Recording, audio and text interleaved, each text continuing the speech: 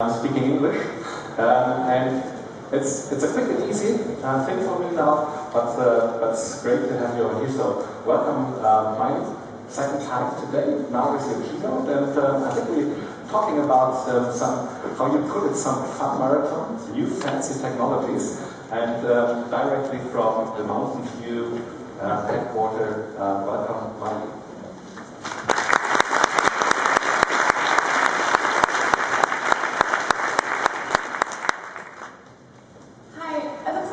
Trickling in, I don't know. Do you want me to wait?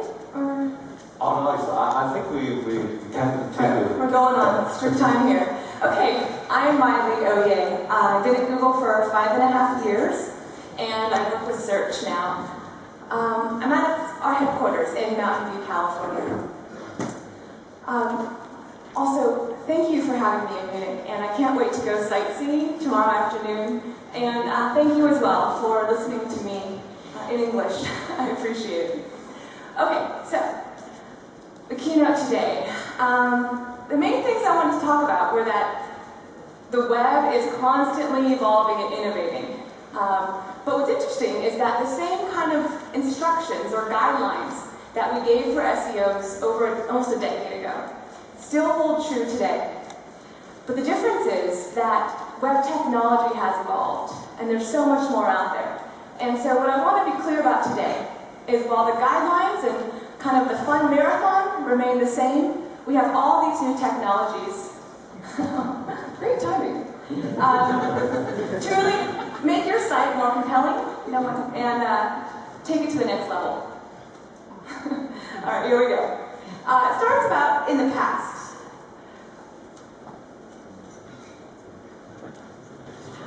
If I can be of any assistance, maybe what I can do, I can click. Oh, you want? It's my lovely assistant, Alexander.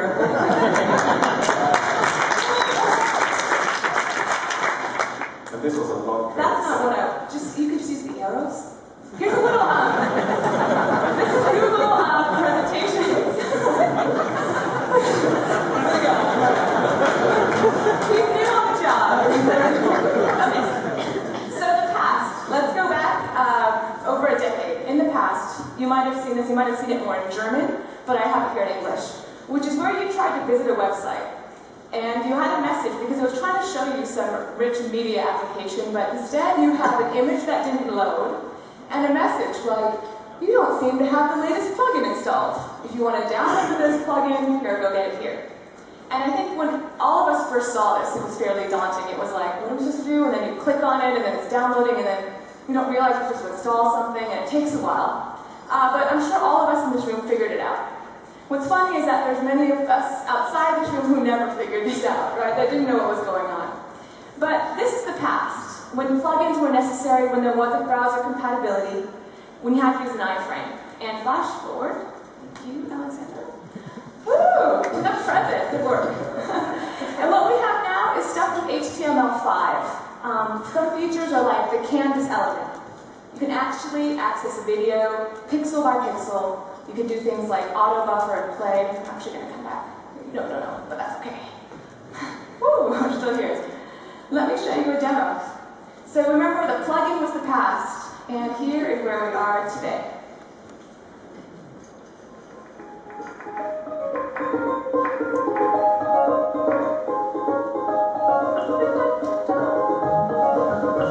One line of code, you can add a border to this video.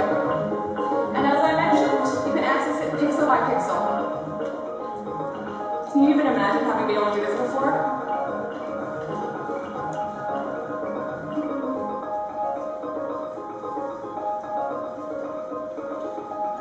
It's going to say install Google Chrome. Alright, we got it. We went from the plugin and needed a download from an iframes to this. This is the canvas element HTML5. Gives you low-level controls of rendering, and here's the cool stuff you can do. No plugins required. This is compatible on all modern browsers. IE9 is coming out with it as well. Okay, so let's give a little bit more on where we come from. Is that it? I mean, that is it.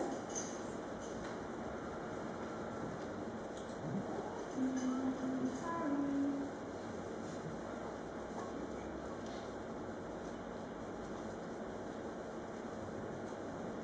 I'm going to need your help again. Okay. Yeah, you're back. Clock in. Okay. 1990, the first web page is around, and it's just straight HTML. You have text, you have regular static links. That's what it looked like, right? That's just HTML. Fast forward to 1995. 5 years later, we had the ability to take in user behavior with the invention of JavaScript. What was great about JavaScript is that by taking in user behavior, we could perform things directly on the client without having to make round trips to the server and then coming back, right? Because that takes a lot of time. So in this, I made a JavaScript alert that says, please enter an address. Because there'd be long forms that you might have to fill out when you were shopping originally, and you might have just left out your address. And the great thing about JavaScript is that it could check it immediately on the client and let you know. You didn't have to go all the way back to the server and come back and maybe return with all these blank fields. Right, you could start off right where you stopped. And that's JavaScript in 95. 1 year later, we're like seeing eye to eye. 1 year later, 96, you have CSS.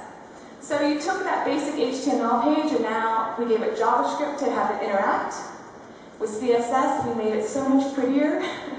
You could maintain the same type of design and structure and everything being attractive throughout your entire website with CSS. So that's in 96. So at this point, we have HTML, JavaScript, and CSS.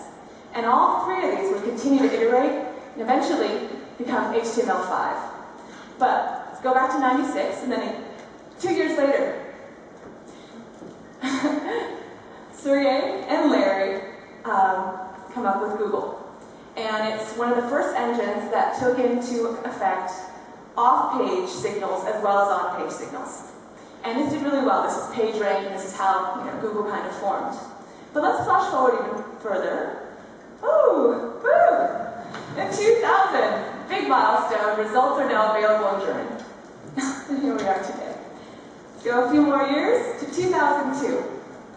We have the XML HTTP request.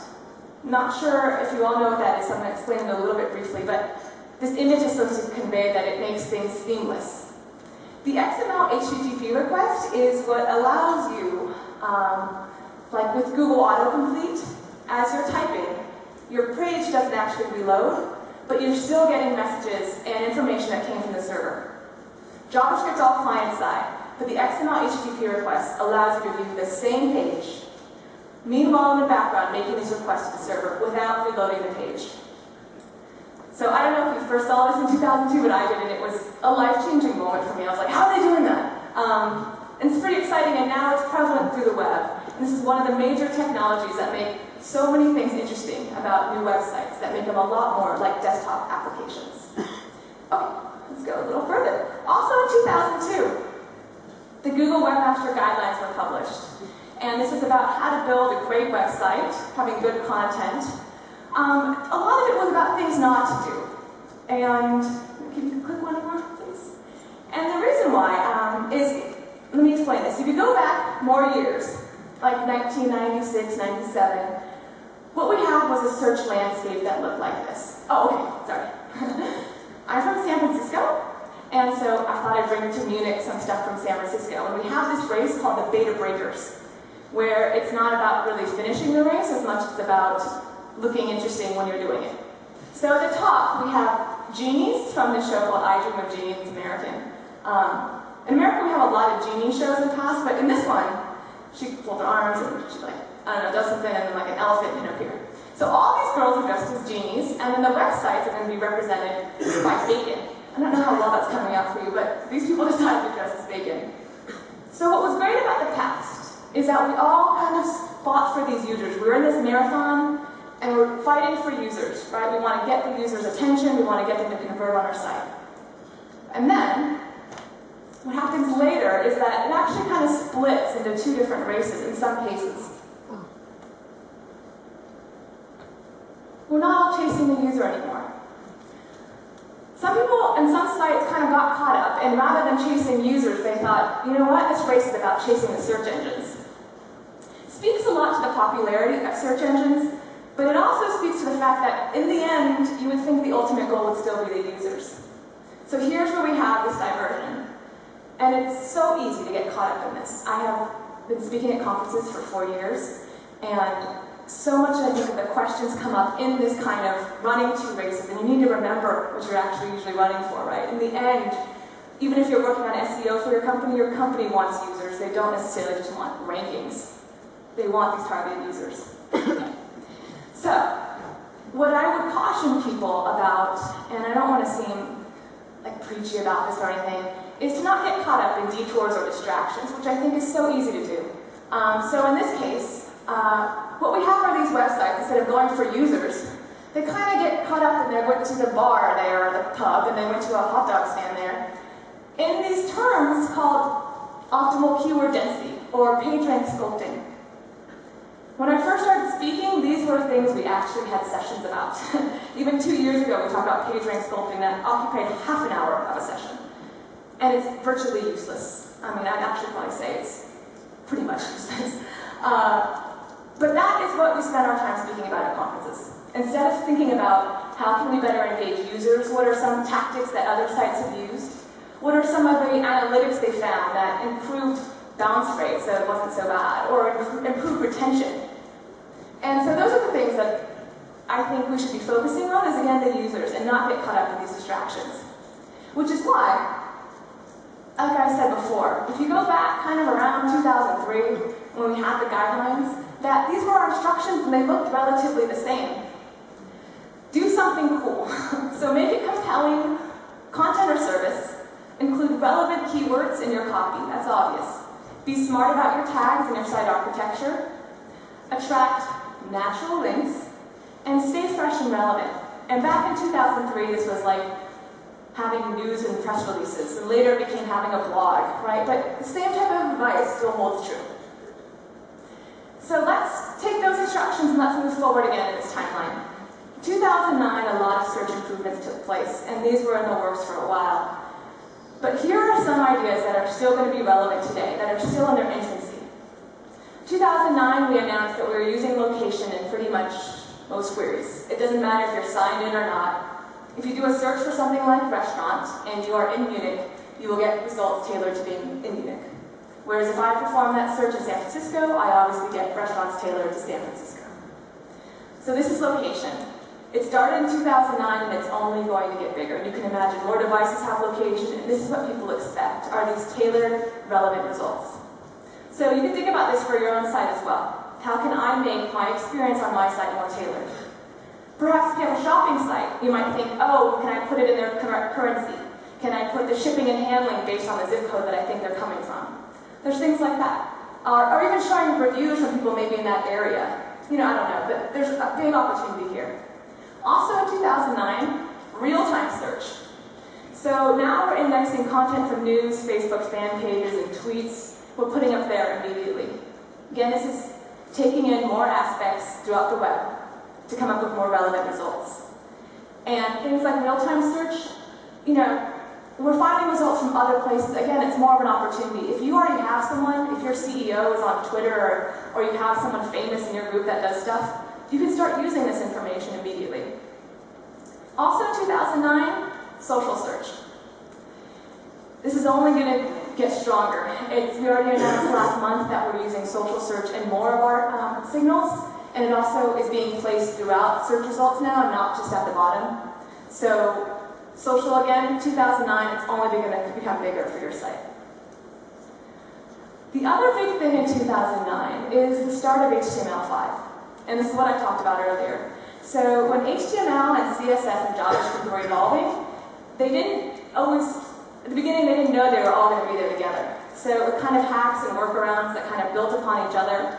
And so all these browsers didn't have compatibility, and people to do simple things like make a rounded corner. I don't know if you've ever tried to do this, but it takes a lot of lines of code. It's quite a workaround. Just to make a rounded edge took tons of lines of code, because they didn't really expect, they didn't have the foundation for these three to work together.